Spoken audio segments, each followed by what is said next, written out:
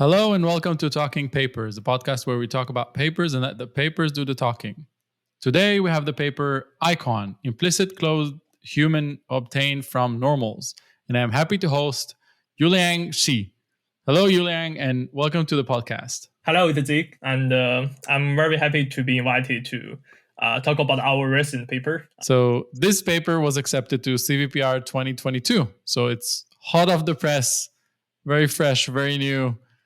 The actual print version, camera-ready version wasn't even submitted yet. Can you introduce yourself?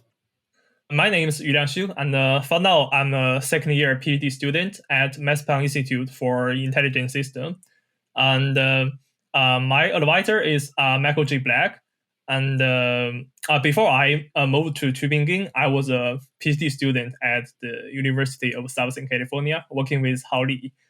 And for now, my research interest mainly lies in the 3D human digitalization, and including but not limited to reconstruction and modeling, animation, etc. Yeah. And who are the co-authors of this paper? Oh, there are 4 authors, and I'm the first author, and the second author is Jinlong Yang. And third author is Dimitrios, and both Jinlong and Dimitrios are the postdocs in our group. And the last author is my advisor, Michael. Yeah, Michael J. Black. In a TLDR kind of format, let's dive into the abstract. What is this paper about? The main focus of this paper is to reconstruct the 3D closed humans from the molecular input. The molecular input means the colored image or the videos. You have an RGB image of a human, and you want to reconstruct that human with his clothes on. Yeah, and with all the details like the clothes wrinkles and the haircuts, and with the help of the implicit functions, which are a very hot topic in the computer vision community during these years. Right. So why is this an important problem? Like, where can you use this? It's a research both in the industry and academia. Like in industry, there's a long way to explore how to reconstruct the humans from in the wild inputs, and like the molecular videos. There's an application which name is teleportation. People want to teleport the 3D closed humans from one place to another place. So the reconstruction is the first step. And for the academia, a main focus of my advisor is to understand the whole world from the video or from the image. So how to reconstruct the humans in great details is an important step to understand this world or understand the videos on the internet. What are the main challenges when tackling this type of problem? Before the ICON, there are several papers focused on this topic. I think you must know the PyFu HD. And also before the PyFu HD, there's PyFu and Pamia. All such kind of works are working on to reconstruct detailed closed humans from the image. But most of them cannot generalize well on challenging poses because the training datasets are mainly the standing pose or the fashion pose. So the model trained on this kind of dataset cannot generalize well on the unseen pose like dance or the sports or the parkour. That's the problem. And this is also what the ICON focus on. Mm-hmm. So what you're saying is where most existing methods fail or struggle is to generalize to these kind of extreme extended poses. And your method is right there to address this specific problem. Yeah, and also there's a very intuitive solution, which is we can increase the data set. Like we can buy more high quality render people scans for the training with all kinds of poses. But there's 2 limitations. First one is the render people is very expensive. Like I think it's 80 euros for one rigid person. So it's very expensive. And on the other hand, the number of the commercial 3D humans are still limited. And for some motions like the parkour or the sports, they are very hard to capture because the motion is very fast. You cannot capture with some 4D scanners. So even though we can buy more data set, we're still thinking about how to improve the robustness by changing the framework instead of using more data. Like every problem in our deep learning world, right? You throw more data at the problem, it should be able to generalize better. But in this case, it's really hard and really expensive to get that data into an actual system, or just to capture that high quality data that you need for training. Yeah. So let's talk more about their related work. So before anybody wants to read your paper, which papers would you suggest them to read, and what are they about? In this field, using implicit functions to do the human reconstruction, I think the first paper is PyFu, of course. PyFu is the first one to introduce implicit functions in closed human reconstructions. And then the first author of PyFu, Shrinsky, has the second paper, which name is PyFu HD. The main focus of PyFu HD is to improve the details by using the 4K image, and with the help of the normal image, the normal prediction, with the help of normal prediction. And then actually at that time, the people already realized that the PyFu is not robust to any pose. So they are thinking about maybe we can introduce some geometry prior into this problem, like we can using the SMPL, the simple into the whole framework. So the Pamia and S3 and also the GeoPyFu were trying to introduce the geometry prior into this problem. I tried some, I tried the Pamia on the very challenging pose, and I give Pamia the accurate simple body mesh, but it still cannot generalize well on the unseen pose. And I think the main reason is all these previous works use global encoders. They use global encoders to encode the features from the image, to encode the global feature from the 3D voxels, but all of them use these global encoders. But global encoders, to make the global encoder really can generalize well on the unseen pose, you training it on a large scale dataset. So the main contribution of Icon is just remove the global encoder. Just forget about the global encoder. We just use local features to solve this problem, and that's doable. And that's the key insight of Icon. Mm-hmm. So now let's dive into the approach. So how do you do it? There are two main modules in Icon. The first one is we want to get a very detailed and correct normal image from the input RGB image. This is the first module. And the second module is with this detailed closed image, and also with the simple body mesh, we use their local features to regress the implicit surface. And finally, use a machine cube to get the final mesh from the implicit field. That's all. Okay, that was too fast even for me. Let's try that again. You get an input RGB image, right? Yeah, we have RGB image, and we try to predict the normal image from this RGB image. Right. So that's where it kind of splits into two, right? You get a normal image for both the front and back kind of views, right? Yeah. And there's one thing. In the PyFu HD, they also predict the front and the back normal image. But the input of PyFu HD is only the RGB image. But for Icon, we also render the front and back normal image from the simple body. So we concate the body normal image and the RGB image together and try to predict the closed normal image. And the reason why we use this body normal image is because the simple body already provide many geometry informations about how the human look like, how the human shapes the pose. And so we think with this geometry prior, the normal prediction will be more robust. And we do some experiments in this paper, and our conclusion is yes, this geometry prior makes sense. Okay, so you have your RGB images input. You first get this kind of the pose estimate from like the simple pose estimate, right? Yeah. Then you get like these two normal estimates from the simple code for both the front and back without the close, right? Because the simple doesn't have the close.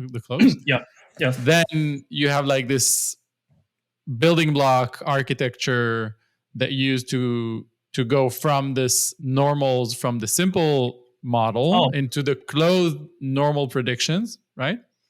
Yeah. And then for every point in the 3D space, we just query the normal vector and the SDF of a body mesh, and use these features for the implicit regression. Right. Okay. So you take those normals that you have. Now you start throwing points in 3D space, and you train an implicit function, implicit model is a neural network, of course, to get this final. It's not a signed distance in this case, right? It's an indicator function, like it's an occupancy grid, right?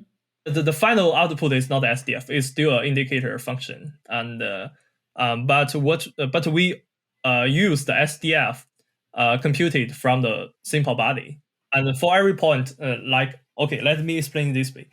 For every point in the 3D space, we firstly use this 3D point to query the closed normal vector, and to query the body normal vector, and to query the SDF value defined on the simple body. And then we have 7 dimension of the features. We just use these 7 dimension features to regress the implicit surface. Okay, so using all of the information that you gather along the way, both the simple body normal, closed normal, and SDF from the simple model. Body. Yeah. Simple body. And then you use an implicit function to regress, and you get an indicator function, which you then can feed into like a marching cube algorithm to get the reconstructed mesh. Yeah, exactly. Okay, there is a point about visible points and invisible, like front and back points that you, like this kind of trick that you do there, right? For the closed normal image and the body normal image, we also have the front and the back, right? So in icon, for every point in the 3D space, we just calculate the visibilities according to the camera position. And then for the visible points, we use the front normal. For the invisible points, we use the back normal. This is kind of a way of making it consistent, right? Because normals can there's like the ambiguity problem with normal directions, so this is why it's important to know if the point is on the front or the back, so you get consistent normals all over. Yeah. Interesting. A lot of details. So let me recap again, just to make sure that I got it right this time. Okay. You get an input RGB image. You get the simple pose body shape estimate, right? Then you can have like a front and back normal image based on this simple body. Then you feed those normals into 2 networks, right? One for the front, one for the back, to get an estimate for the closed normals. Then you query every point in 3D space and try to figure out if it's in the front or the back, like if you see it or not. So then you have 7-dimensional vector that you use to train the network, which includes the SDF value, the 3 normal components for the simple body, and then another 3 normal components for the clothed body. Yeah. Right? And how do you train this? So what is the loss for the regression? The loss is just the same as all the previous works. Just L1 to regress the occupancy value 0 or 1. Inside is 1 and outside is 0. It's just a L1 loss. Yeah. Okay, so just an L1 loss on the occupancy to train all of this. Yeah. Okay, but there are additional losses, right? There's like a VGG loss and a pixel loss. And we also use the VGG loss and L1 loss to train the normal network. The networks which used to predict the closed normal image from the body normal image. Right. Is this trained separately or end to end? That's separately. Okay, so you first train the closed normal prediction component. Once you have that, you freeze that. And then you train the occupancy one with the occupancy loss that we just mentioned. Exactly. I think there's a very important component because we use some off-the-shelf post-estimation to estimate the simple body, right? But there's no guarantee that this estimate post is correct. So we just propose a new feedback loop, which you can use to optimize the simple body and the closed normal iteratively, which means the closed normal image can be used to optimize the pose parameters. And with the refined pose parameters, we have a better body mesh, and this better body mesh will in turn improve the closed normal image. So that's a feedback loop. So you first get the estimate for the body pose, right? But maybe that's incorrect. You compute the clothed body normals, just like we said before, but then you use those to see if they match the body one, right? So if they don't match well, you optimize the body based on the normals. Yeah. Right? And then you do that iteratively. How many iterations do you do in this optimization? Is this like a long one, or like a few iterations and you kind of just fine tune it? In my experiment, I just use 50 iterations, and also if you use more iterations like 100 or 200, of course you can get a better final reconstruction results, but it will take longer time. And this feedback loop you do after you trained everything, right? Yes, it's only used during the testing. So that component is only during testing. Okay, yeah, that's an interesting idea, right? So because you're using an off-the-shelf pose estimator, it doesn't guarantee to give a good estimate. So you're actually using the closed normal prediction network that you have that works well to adjust the body pose and get an overall better performance. Actually, I tried several pose estimation methods like the pair, the PyMath, and the Pixie. They all have their advantage. Like the Pixie is good for the hands and the expression, and the pair has the better performance on the occlusion cases. And but PyMath is pretty stable, but none of them can satisfy all the cases. In my release code, I provide all them three. So if you like, if you test your image on the PyMath and it does not work very well, you can just change it to the Pixie and to see what will happen. It happens a lot, right? Every method has its own benefits, and you sometimes need to pick and choose which one you use depending on the application or the specific image or problem that you're working on. Yeah. Okay, so let's move on to the experiment section. So how do you even evaluate this task? First of all, I think I need to first talk about the how the PyFu or the previous works do these evaluations. Most of them do the evaluations on the render people dataset and also the buff dataset. The buff is with the dynamic 3D closed humans. But there's one limitation, which is the buff is not a very big dataset, and the motions are quite limited. And also the render people, they only use 50 render people scans for the testing. But we want to prove that icon is more robust to the unseen poses. So I just use another dataset, which name is CAPE, CAPE. And CAPE dataset is bigger than the buff with more motions, and some of them are very challenging. So I just split the CAPE dataset into two parts. One part is with the easy pose. The easy pose is quite similar to the render people. The standing pose and the fashion pose is quite similar to the render people. And another part is, I just call it a hard pose. The hard pose means the pose distribution of this dataset is quite different with the pose distributions in render people. So I test all the related works like PyFu, Pamia, icon, and the different modification of icon in this dataset. And the metrics includes like the chamfer distance and point to surface distance, and also the normal consistency. So let's spend a second on what do these metrics evaluate. So the chamfer distance, you basically measure this is between two sets, right? So one set is your input, but this case the input is an RGB, so an RGB image. No. The chamfer distance was defined between the reconstructed mesh and the ground truth mesh. So also both the chamfer distance and the point to surface distance, just to evaluate how close the reconstruction and the ground truth mesh are similar to each other. Right. So because in these datasets you have a ground truth mesh, and you can compare to that, right? In both directions, right? Yeah, exactly.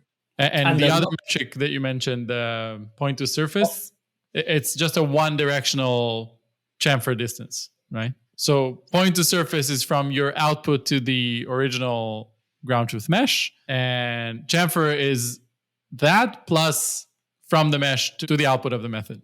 Yeah, exactly. Right? Exactly. And the normal consistency was defined on, we just render the reconstruction and render the normal image from the different view of the reconstruction, and also do the same case on the ground truth mesh, and just compare the image difference. If we can perform better on the normal consistency, which means the details are better. Yeah, because they are the metrics is not consistent with each other. In some cases, the chamfer distance is better, but the normal consistency is not that good. The chamfer distance and the point to surface distance mainly focus on the to evaluate the similarity between the two mesh, especially the human pose. If the human pose is correct, the chamfer distance and the point to surface distance are pretty small. But the normal consistency mainly focus on the details on the mesh. So if the details are correct, the normal consistency will be smaller. Mm-hmm. Yeah. Okay, so the chamfer distance and the point to surface basically quantify how good you are regarding to the general pose, and maybe a little bit on the mesh, but not too much on the details. And the normal consistency basically quantifies how good you are on the details, like the cresses and the clothes, the small details on the clothes, and all of those components. Yeah, one for cross shift, one for geometry details. And what did you find then? There are several findings. First of all, we try to evaluate the Pamia with the ground truth simple body, and we also evaluate the icon with estimate or with the noise simple body, but with the refinement module. The refinement module means the iteratively refinement module. But the final results show that the icon with the refinement module performs better than the Pamia with ground truth simple body. So which means the refinement module was pretty good. So it can give us a very accurate human pose estimation. And another finding is that we try to combine the PyFu with icon. We also add a global encoder in icon. The input of the global encoder is the input RGB image and the closed normal, and to try to output some features which will fed into the implicit functions, but the performance decreased. So which means the local features is very important in icon. So the global encoder is not that necessary. We can just remove that. That's a very interesting finding, right? Because most previous method used that global encoder, and it actually turns out that it's better to have all of those, use all the local features actually instead of global ones. Yeah. Which brings me to the question that all of this training data it's all synthetic, right? You have the renderers generating the RGB images, and like the background is very flat, and the meshes they're very nice and smooth, right? And you have all of the ground truth. How does this generalize to in the wild examples? What happens when you take an image not rendered, like from an actual photo? That's a good question. First of all, the render people, if you look into the render people scans, is pretty high quality. And with all the wrinkle details, with perfect albedo texture. So at the beginning, we firstly try to generate the synthetic data, which is very realistic, photorealistic, to make sure it's similar to the in the wild images. And on the other hand, during the inference, we just remove the background. We use some segmentation method. It's an open source tool set. It's very useful for our project, which name is RemoveBG, REMBG. And this package can remove the background for the images with the general background, not very complicated background. The RemoveBG can work pretty well.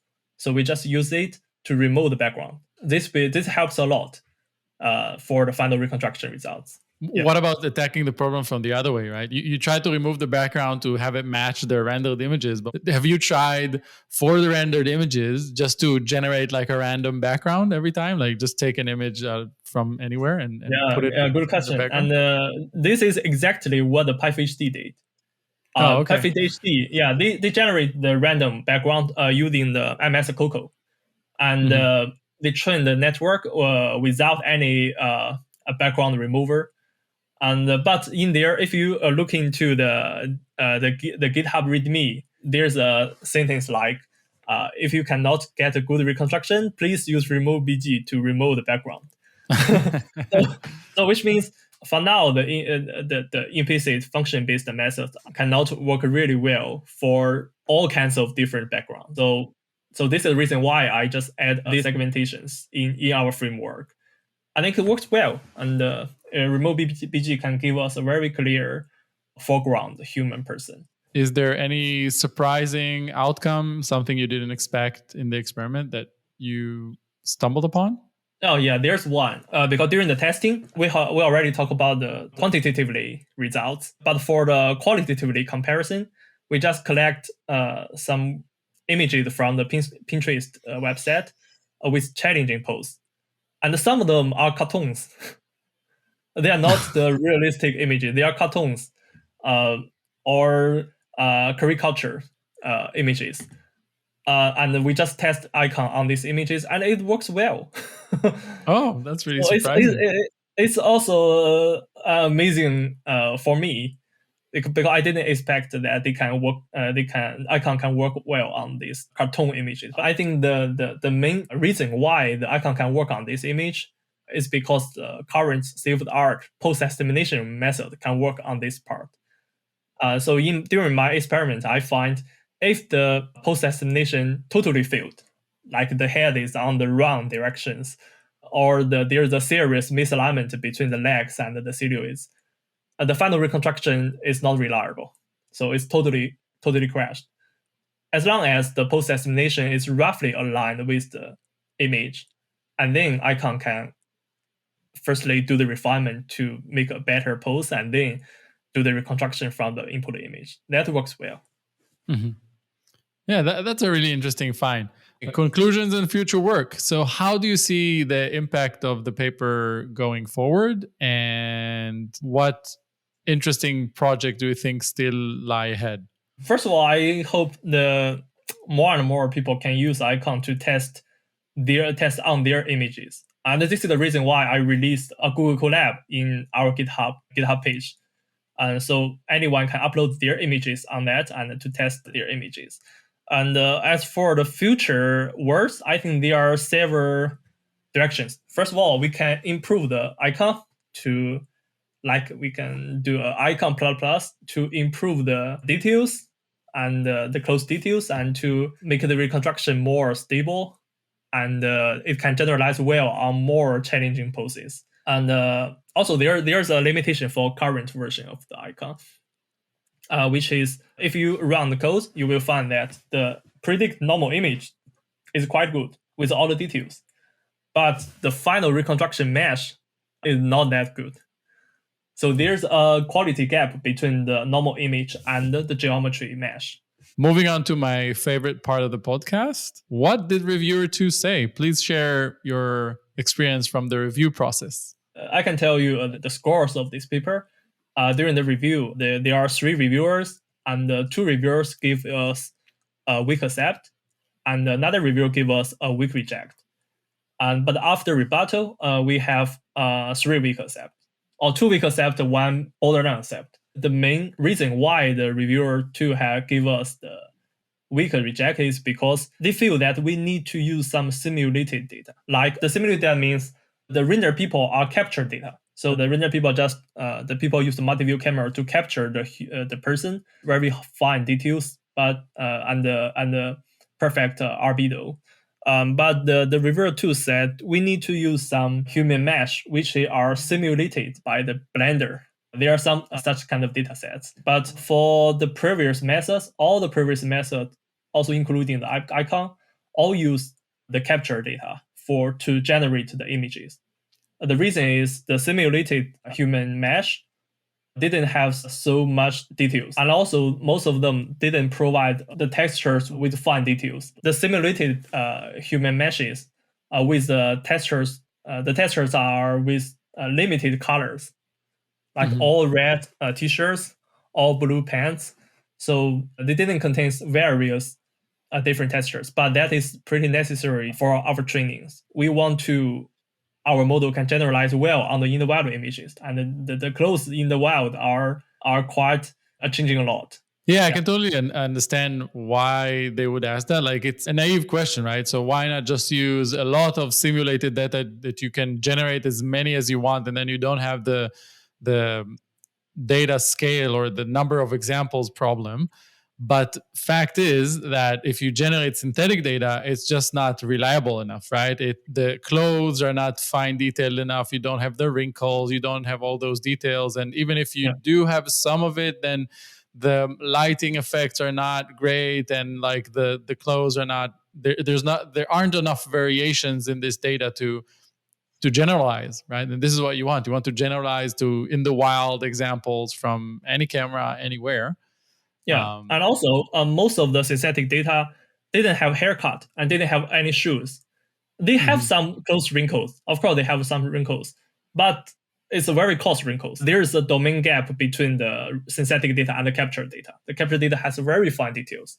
And also they have a second, they feel that we need to compare with ARC Plus, which is two related works from Facebook. And actually, after the submissions, we just give all the test images to the Facebook Reality Lab, and they just give us the reconstruction mesh. So we just add this image into the rebuttal document. And but the reason why we didn't compare it before the submission is because they didn't release any code. So we can, of course, we can reproduce their methods, but it's a little hard. And due to the time limitations, we didn't finish that. So after the submission, we just send the images to their researchers, and they give us the reconstruction method. And thanks for their help. Yeah, it's always hard when you're asked to compare to a method that didn't release the code. It's very nice that they actually got your data and were able to run it and send it back so you can report a comparison. But yeah, it's always like, I think one of the things that made the field the way it is today, that it's going forward so fast, is the fact that people are publishing their code and making it available for everyone, so you can A, learn from it, but B, have like a fair comparison to it, and you can actually make significant progress. Yeah. I just released the code and also with the Google Colab, so everyone can test your image on our Google Colab. And also, for now, the release code only contains the test part. But we will release the training code and also the data processing code in the near future. And also, Icon reproduce the PyFu and the Pamia in the same framework.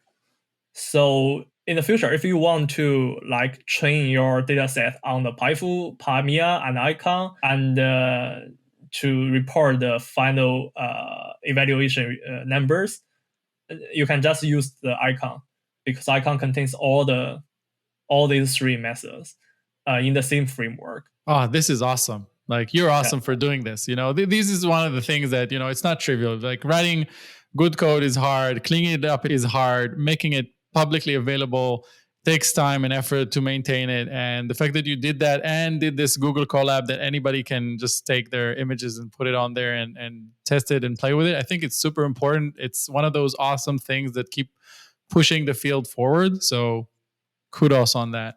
Thank you. And also the reason I want to why I reproduce them is the PyFu and the Pamia, all kinds of different, they didn't release their code, but they use different dataset, and they use different training strategy. So there are a lot of difference in their methods. So for a fair comparison, I just merged them in my framework. So for now, the only difference is the method or the network configurations. All the other parts, like data loader, the training strategy, and the training dataset, are all the same. So in this way, we can see that we make a fair comparison with all these methods. And also, I will release all this code so people can do the same in the future, because I think different labs have different datasets. So they want to evaluate on their data sets. I would say this is another important contribution of this paper, that you created this standardization of the problem. I mean, I know it a lot from the field of 3D point cloud processing and classification, that in the beginning, the field was like a mess. Everybody would take whatever data set, do their own augmentations, use whatever, like it was a mess. Everybody did something else. And then at some point, everybody kind of converged into this one standardized approach. And it seems like Icon did that for this problem. And I think that's a huge contribution to the field as well. Oh, thank you. At least for the community. All right, then I think we have everything covered. Thank you very much for agreeing to be a part of this podcast. And until next time, let your papers do the talking. Thank you for listening.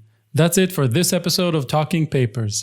Please subscribe to the podcast feed on your favorite podcast app. All links are available in this episode description and on the Talking Papers website. If you would like to be a guest on the podcast, sponsor it, or just share your thoughts with us, feel free to email talking.papers.podcast@gmail.com. Be sure to tune in every week for the latest episodes. And until then, let your papers do the talking.